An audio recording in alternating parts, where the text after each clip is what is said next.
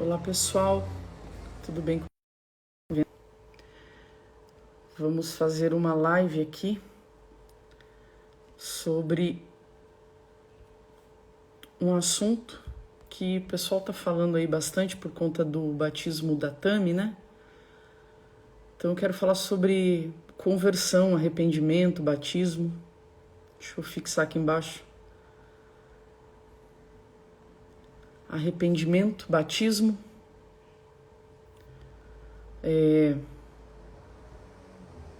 Aí, vamos fixar. Conversar um pouco sobre isso, né? Um monte de gente está me perguntando, e para falar bem a verdade, para mim é uma coisa tão simples, queridos, de entender o batismo dela, sabe? Dele, né? Porque a Tami, ela se denomina Otami, então a gente precisa, por respeito, tratá-lo desta forma, né? Como ele se percebe, como ele se vê. E para mim uma coisa tão simples de entender que eu vou ser breve para falar sobre isso, porque senão a gente vai entrar aqui em assuntos e o pessoal vai começar a citar versículos e, sabe, questionamentos e polêmicas. E eu gostaria de trazer alguns princípios aqui para a gente refletir, tá bom? Eu não sou a dona da verdade, eu nem tenho pretensão de ser, mas eu tenho sim um ponto de vista com relação ao batismo, né, da Tami. Tenho sim com relação ao batismo de qualquer pessoa. Para mim é a mesma coisa. Batizar um heterossexual, um homossexual, para mim é a mesma coisa, tá bom? Não vejo diferença nenhuma. Mas eu pretendo trazer alguns princípios aqui e ser breve para a gente, né, para trazer algumas reflexões. A ideia não é estabelecer uma única verdade, porque eu não sou dona da verdade, mas é trazer uma reflexão, tá bom? Sobre esse assunto, né? Que foi aí durante a semana, que é o batismo dele, né? Do Tami. E as pessoas me perguntaram ali na caixinha de perguntas: e os frutos, né? Aonde que está o fruto para que tenha o arrependimento? Foi por conta dessa pergunta que eu decidi fazer essa live, né? A pessoa foi específica, ela falou: mas e o fruto do arrependimento? Ele não tem. Então, como que pôde ser batizado? Foi essa a indagação, né, dessa pessoa. É uma pergunta justa, mas também, no meu entendimento, é uma falta de compreensão bíblica a respeito dessa pergunta, tá? Então, sem mais delongas, né, eu queria começar dizendo que o arrependimento, queridos, ele não é só abandonar uma vida no pecado, ok? O arrependimento não é só abandonar uma vida no pecado. E eu vou tirar os comentários aqui, porque o pessoal começa a viajar, tá bom? Começa a falar outras coisas, começa a fazer outras perguntas, e eu vou desativar os comentários aqui por um período, tá bom? Porque senão eu não vou conseguir. Boa noite, Anderson, meu amigo. Boa noite, Márcia. Boa noite, Carly. Senão eu não vou conseguir concluir o meu raciocínio, porque vocês começam a viajar, tá bom? Então eu vou desativar por um momento aqui os comentários e depois eu coloco de novo. Porque senão o pessoal começa a fazer pergunta de coisas que eu ainda vou responder e aí eu me perco às vezes também aqui, querido, tá bom? Então daqui a pouco eu ativo os comentários novamente. Deixa eu só...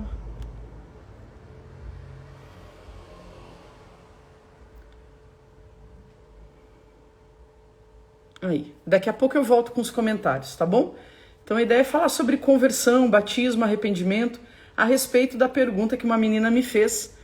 Mas, Juliana, o Tami não tem frutos de arrependimento, então não pode se batizar.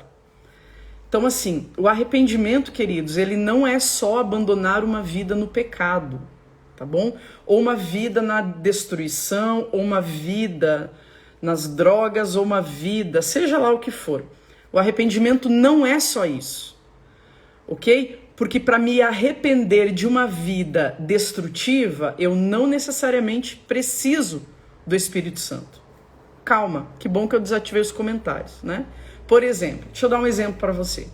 Eu tenho um tio que foi alcoólatra por anos e ele não tem a Cristo, ele não conhece a Cristo, mas ele viu a própria vida em destruição e ele decidiu abandonar aquela vida. Então ele se arrependeu de uma vida e ele começou a trilhar outro caminho. Então arrependimento não é só abandonar uma vida no pecado. Isso qualquer pessoa tem a capacidade de fazer a leitura da sua própria vida. Ok? Mas arrependimento é mudar a maneira como você pensa. Arrependimento é mudar a maneira como você pensa. Tá bom? Então vou trazer alguns princípios aqui que eu acredito e não obrigo ninguém a acreditar. É o meu ponto de vista com relação ao batismo do Tami, ok? É o que eu acredito, é o que eu percebo.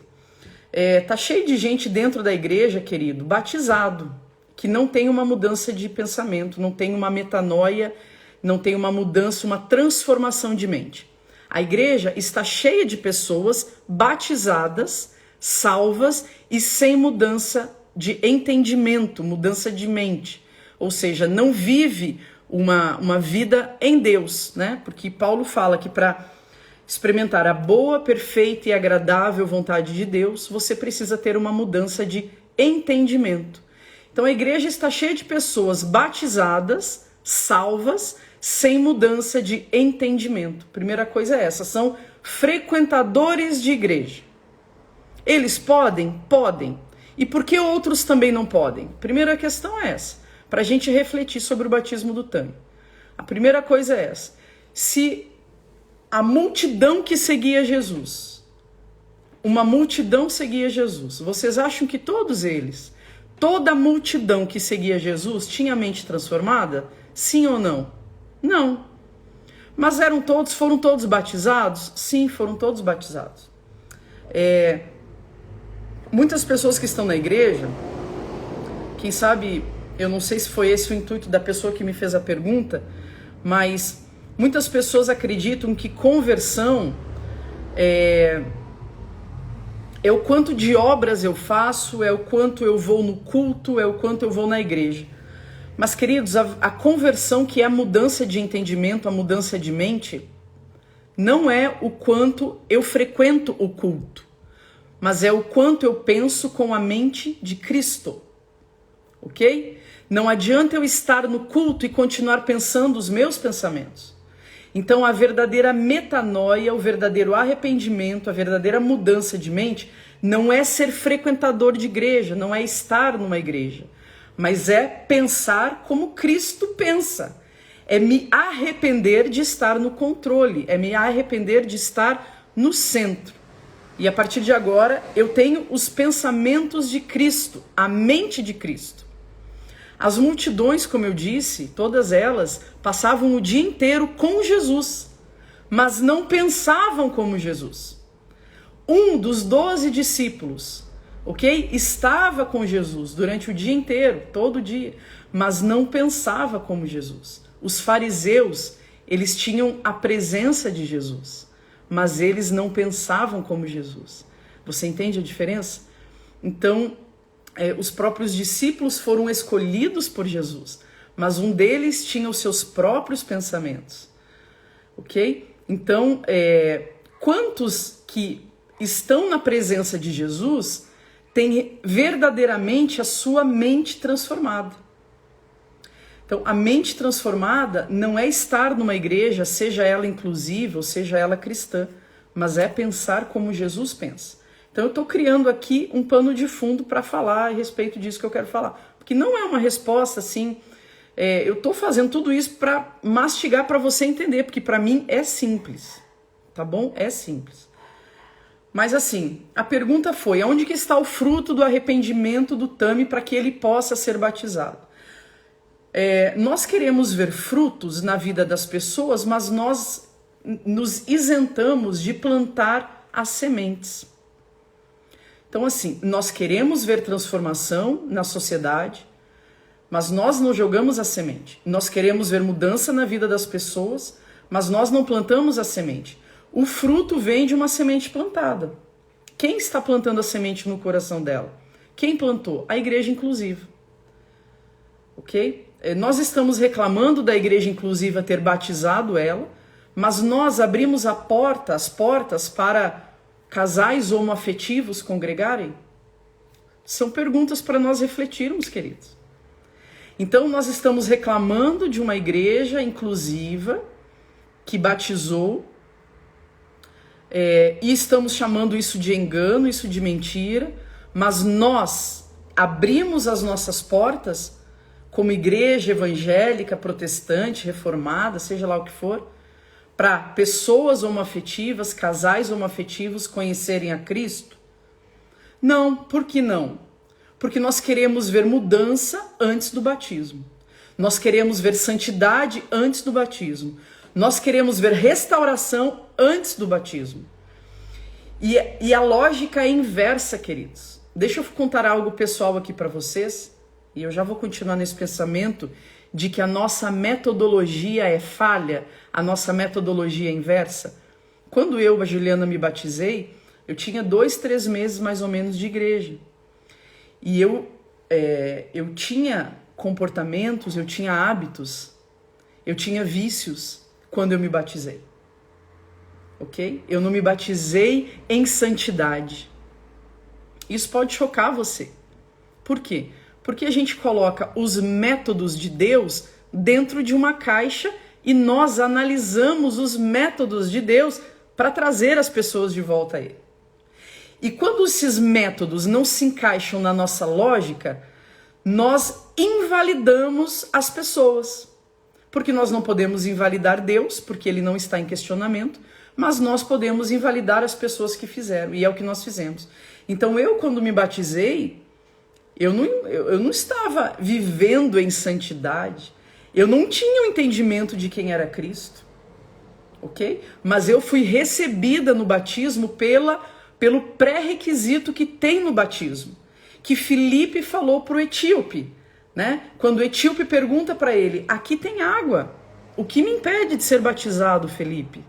E Filipe olha para ele e fala, nada, é lícito que você seja batizado, é lícito, desde que você creia. Creia em Jesus. E ali ele foi batizado nas águas. Então, eu criei em Jesus, sim, mas eu não conhecia Jesus. Eu recebi Jesus, sim, mas eu não entendia quem era Jesus. Então, nós queremos ver fruto na vida de pessoas que nós não estamos dispostos a jogar sementes, a trabalhar, a ajudar. Nós não estamos dispostos a ajudar no processo das pessoas. Nós queremos ver milagres, mas não queremos participar do processo, dos processos, né? Então nós estamos reclamando de igrejas que nós também não concordamos na forma que trabalham. Então percebe que nós somos afiados em criticidade, mas em produtividade nos bastidores nós estamos falhando. Nós estamos abrindo as portas para transgêneros, para casais homoafetivos, poderem se achegar a Cristo, conhecer a Cristo. Então, se nós não estamos plantando na vida dessas pessoas, é justo que não sejamos nós que estejamos colhendo. Quem está colhendo? Quem está plantando? Quem está plantando? A igreja inclusiva. A igreja inclusiva está plantando as sementes e não nós. Então, o fruto, queridos, é algo que demanda tempo. O fruto é algo que demanda tempo. Você planta a semente hoje, mas o fruto não nasce amanhã.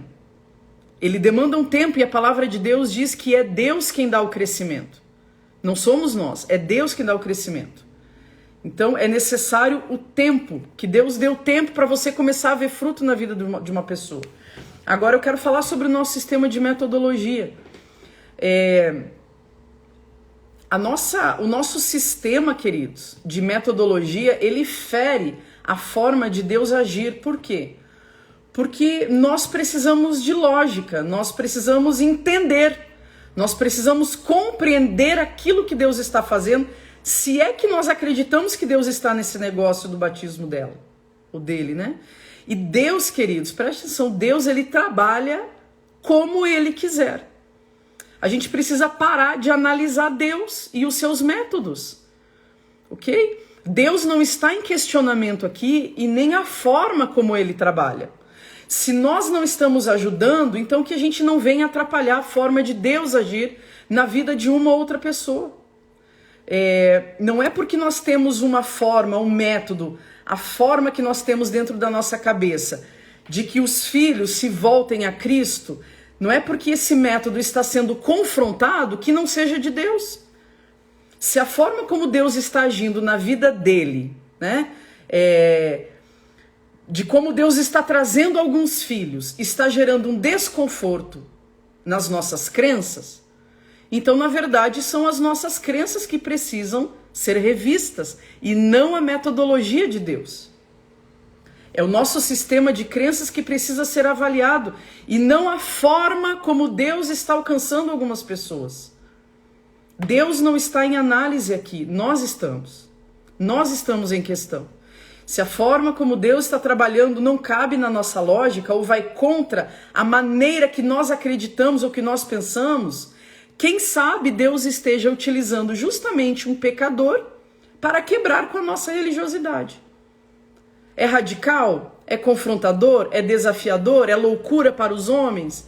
Sim, a cruz também foi loucura. E até hoje. A cruz ainda é loucura para os homens. Então, se nós estamos reclamando de ver uma pessoa batizada, e eu já vou falar especificamente sobre o batismo, o que nós desejamos então para a vida dele? Se está gerando em nós um desconforto, nós estamos irados pelo fato de uma pessoa, um pecador, ter sido batizado, o que então nós estamos desejando? Qual é a porta de entrada? Qual é o caminho que nós estamos desejando para essa pessoa? Percebe que nós chegamos com o juízo, com a condenação, antes da misericórdia? Só que a palavra de Deus, queridos, ela diz que a misericórdia, ela triunfa sobre o juízo. Se nós não conseguimos ter esse olhar de misericórdia, qual é o nosso olhar? O nosso olhar é de juízo. Por quê? Porque nós não aprovamos tais pessoas. Nós não aprovamos, não passou pelo nosso crivo.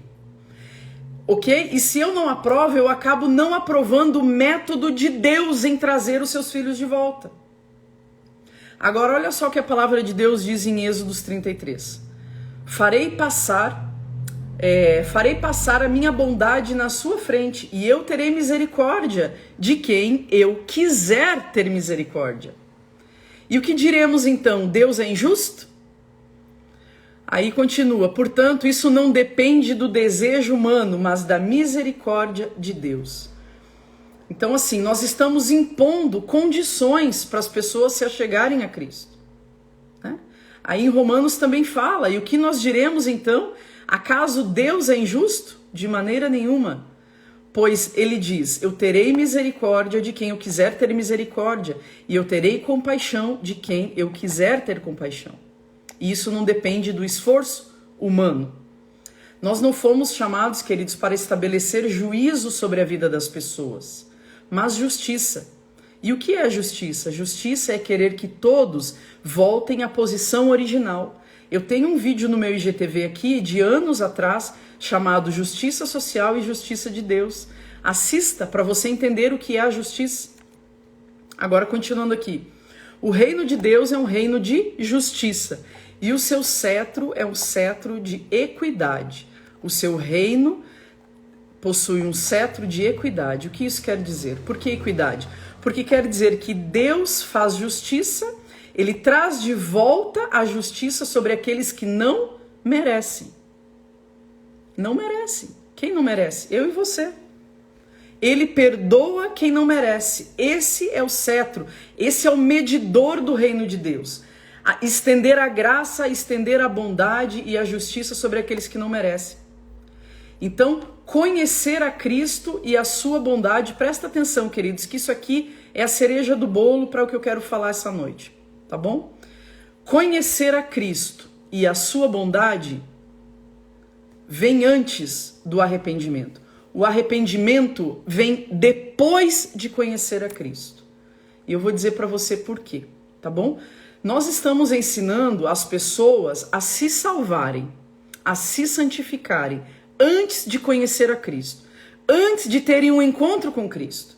Só que esse caminho é inverso, ok? Porque o que traz à pessoa a consciência do erro, a consciência do engano e o arrependimento é antes o encontro com Cristo. Porque o encontro com Cristo é o encontro com ela mesma. Quando a adúltera, a mulher adúltera, né, fica de frente com Cristo, face a face com Cristo, na verdade, ela fica face a face com ela. Porque Cristo, queridos, ele expõe as nossas mazelas para nós mesmos. E nós só conseguimos nos enxergar dentro de uma ótica divina a partir de um encontro com Cristo. Eu começo a olhar para mim e ver quão corrupta, quão depravada eu sou. Quem me mostra isso? Cristo, não sou eu. Então, assim, nós estamos querendo que as pessoas se santifiquem, se arrependam, se restaurem e transformem a sua vida e se arrependam antes de se achegar a Cristo, antes de ter um encontro verdadeiro com Cristo. Mas, queridos, o homem não pode se salvar fora de Cristo. O homem não pode se santificar fora de Cristo. O homem não pode se arrepender fora de Cristo, porque senão a obra é minha. A obra de salvação é minha e o homem não pode se salvar. Então, primeiro, queridos, o que abre a porta para a restauração, o que abre a porta para o arrependimento, o que abre a porta para uma mudança de vida, para uma mudança de mente, para uma metanoia, é justamente o encontro com Cristo. E aqui eu volto ao que eu falei no início. Quantas pessoas estão na igreja hoje, batizadas, salvas, e que não tiveram um encontro verdadeiro com o Senhor Jesus? E porque não tiveram um encontro verdadeiro com o Senhor Jesus, não se arrependem de quem são, do que fazem e não têm uma mudança de mente. Não passam a pensar como Cristo pensa. Isso é uma mudança de mente, queridos. Então, Jesus é o meu Salvador. Não é o que eu faço antes do encontro com Ele. Porque senão eu estou colocando a virtude da salvação sobre os meus ombros. Eu me arrependo, eu me salvo, eu me purifico, eu me regenero. Então, para que eu preciso de Cristo, queridos? Entende que o caminho é inverso. Então, a pergunta da irmã, aonde está o fruto do arrependimento? Para Tami se batizar, a questão é que o fruto vem depois. O fruto não é antes. Primeiro se lança a semente, o fruto vai nascer. Agora nós não estamos dispostos a esperar e nós nem acreditamos. Então, em vez de nós nos alegrarmos, não, nós estamos invalidando o que aconteceu. Então, mudança, fruto é uma consequência de um relacionamento, de um encontro com o Senhor Jesus. Entende? Então, ele não se arrepende antes de se achegar a Cristo, mas ele conhece a Cristo, é constrangido pelo amor de Cristo, conhece a bondade do Senhor Jesus, que é o que diz em Romanos 2,4. Olha o que diz em Romanos 2,4. É a bondade de Deus que conduz o homem ao arrependimento. É a bondade de Deus que conduz o homem ao arrependimento. Não é a nossa pressão como igreja, queridos. Não é a nossa repressão, não é a nossa coação sobre a vida de uma pessoa que vai fazer com que ela se arrependa. É a bondade de Deus que conduz ao arrependimento.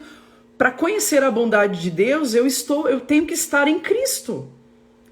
Porque receber a bondade de Deus é uma herança daqueles que estão em Cristo. E aí Marcos 1,4 vai dizer assim: assim surgiu João Batista, batizando no deserto, pregando para um batismo de arrependimento, para o perdão dos pecados. O batismo é para o arrependimento. Não é o arrependimento para o batismo. Dá para entender? É o batismo para o arrependimento, para uma nova vida, para a conversão. E não o contrário, queridos. Conhecer a Cristo antecede o arrependimento.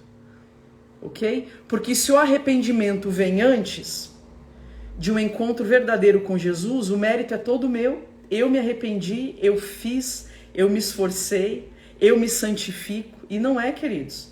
O mérito não é de quem se esforçou para se arrepender, o mérito é de quem deu a sua vida na cruz. O mérito é de Jesus, o mérito não é meu. A graça quer dizer que ele fez tudo. Eu não fiz nada. Ele fez tudo. Isso é a graça de Deus. Então, o arrependimento ele vai me conduzir, a partir do encontro com Cristo, eu vou ser conduzida a uma vida de arrependimento. Conhecer a Cristo me conduz a uma vida de santidade, a uma vida de arrependimento, a uma vida de frutificação. Ok? Então, para mim, isso, queridos, é simples demais. Simples demais. E aí a gente volta para o critério usado por Filipe, né? Lá em Atos 8, quando o etíope pergunta a ele: está aqui a água, o que me impede de ser batizado?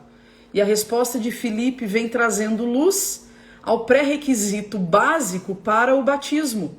Filipe diz assim: é lícito se você crer de todo o seu coração. Por que nós duvidamos que o Tami crê no Senhor Jesus, queridos? É impossível? Por que é impossível alguém crer no Senhor Jesus? Entende?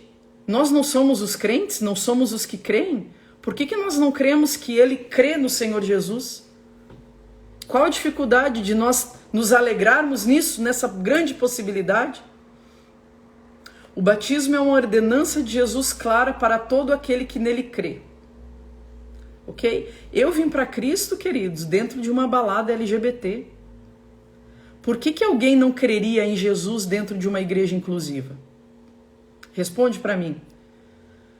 Eu criei em Jesus dentro de uma balada LGBT. Por que alguém que está dentro de uma igreja inclusiva, que está ouvindo sobre Jesus lá dentro, não pode entregar o seu coração para Jesus? E aí Jesus manda fazer discípulos e depois batizá-los. Ok? Aqui algumas pessoas estão invalidando a pessoa que batizou o Tami, né? Algumas pessoas estão invalidando a pessoa que batizou o Tami, mas Jesus ele fala assim: façam discípulos e depois os batizem. A ordem subentendida aqui é: quem faz o discípulo tem a autoridade para batizá-lo. Filipe, ele não era um pastor, ele era um diácono, né? Ele era um evangelista. Filipe era um trabalhador, era um servo da obra. Ele não era pastor de uma igreja local. E ele batizou o seu discípulo, etíope. Entende? Então, era isso, queridos. Isso é o que eu creio. Para mim é simples. Eu me alegro com o batismo de Tami. Ok? Pode começar a choradeira e falar que você não crê e falar que cadê o fruto? Para mim, primeiro se planta a semente, a porta é Jesus, ok? Para uma vida de arrependimento, para uma vida de santidade, primeiro é Jesus. Nós estamos querendo que as pessoas se acheguem à igreja, se acheguem a Cristo, santificadas, restauradas. Por quê? Porque a gente não precisa de trabalho nenhum. Só que o caminho é inverso, queridos. O caminho é inverso. Então, quanto menos a gente atrapalhar a forma como Jesus está fazendo e trazendo de volta os seus filhos, melhor, né? Melhor. A gente não atrapalha o Espírito Santo de Deus. Deixa ele trabalhar. Deixa o Espírito Santo de Deus trabalhar na vida dele. Vamos parar de questionar a metodologia de Deus só porque não se encaixa dentro da nossa mente religiosa ou legalista. Tá bom? Então, é o que eu entendo sobre isso. Não peço aqui para ninguém concordar comigo. Não precisa concordar. Se você não concorda, vai no seu Instagram e faça uma live dizendo que você não concorda. Tá tudo certo. Eu não tenho problema nenhum. O que eu creio é nisso. Ok? Eu creio nisso. Eu creio que o batismo é uma porta de entrada para a família de Deus. Tanto que a palavra de Deus diz: quem crer e for batizado será salvo, mas quem não crer... Então, aqui o pré-requisito para a salvação é crer. É crer, não é o batismo. Ok? Então, primeiro a gente tem um encontro com Jesus e depois a gente começa a trilhar um caminho de arrependimento. Pelo menos foi assim na minha vida. Se eu me arrependo, se eu me santifico, Para que eu preciso de Jesus se eu posso me sacrificar? Por que eu preciso do sacrifício dele? Então percebe que a gente sempre volta à salvação de Jesus como mérito nosso? E não é. A gente não fez nada, ok? O mérito é dele, a obra é dele, quem é glorificado é ele. Então, antes de a gente ficar aqui invalidando a pessoa que o batizou e invalidando ele que se batizou, que tal orarmos por ele e pela sua família? Ok? Então, é isso, queridos. Deus abençoe você. E deixa eu falar do nosso evento Deep College. Nós estamos com as últimas 15 vagas para o evento de janeiro. Imersão presencial em sexualidade. As últimas 15 vagas, já estamos no último lote. Se você tem o desejo de ir, corre. São 4 dias de imersão em sexualidade. Ok, queridos? Deus abençoe você. E espero que o Senhor Jesus realmente destrone a nossa religiosidade. Porque muitos estão se achegando a Cristo. Muitos estão se achegando à igreja. E nós precisamos ter um olhar purificado. Ok? Um olhar santificado. E não um olhar de juízo, porque nós não fomos chamados para estabelecer juízo sobre a vida das pessoas, mas justiça. Felizes aqueles que têm fome e sede de justiça. E justiça não é vingança, justiça não é pesar a mão. Justiça é trazer aquele que está vivendo na injustiça para o estado original. A volta ao estado original, que é ser encontrado nele, encontrado em Cristo Jesus. Então é isso que a palavra de Deus fala. Felizes, felizes, aqueles que têm fome e sede de justiça, que é ver o injusto, o que vive na injustiça, ser restabelecido para um lugar de inculpabilidade e de justiça diante de Deus. Ok, queridos? Deus abençoe você. Uma boa noite. Quinta-feira eu tô de aniversário. Me dê os parabéns, pelo menos, em nome de Jesus. Tá bom? Um beijo, queridos. Tchau. A live vai ficar salva, tá bom?